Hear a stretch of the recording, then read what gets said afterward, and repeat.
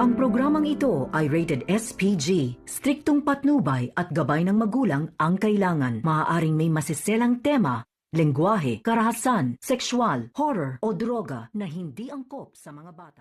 Magandang araw mga kapamilya, nandito naman tayo sa ating paboritong palabas sa aking mountain channel ay PG's Batang Quiapo.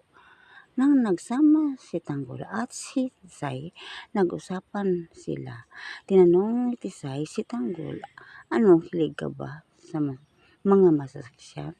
Oo, ito ang pangarap ko sa buhay ko na magkaroon ng maraming masasakyan sapagkat marami akong mga tauhan nga nangailangan. Sa kabilang banda naman, maraming tao sa bodega na nagbibinta sa negosyo. Malakas ang bili sa ating produkto. Kailangan magdagdag pa tayo ng isang bodega. Marami pa ang mga tauhan natin ang magawa sa produkto ta.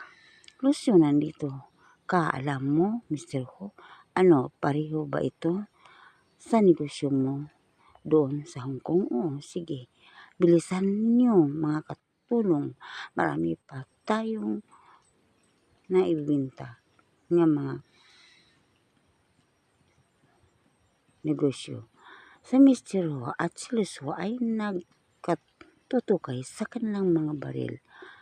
Ang sabi ni Lucio, hindi ako gusto na mag-isa tayo, Mr. Ho, sa grupo.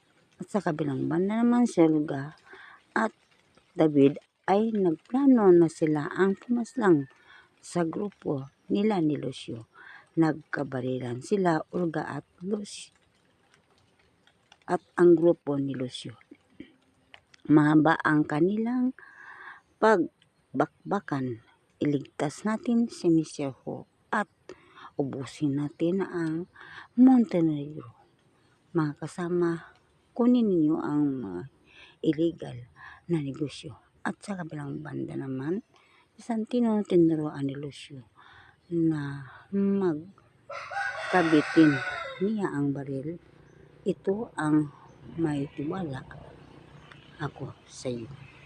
At hanggang dito lang mga kapatid, abangan naman natin bukas kung ano naman ang palabas sa ating paboritong palabas sa ating FPG's Batang Quiapo. At huwag niyo kong kalimutan sa pag-share, like, subscribe. Maraming salamat.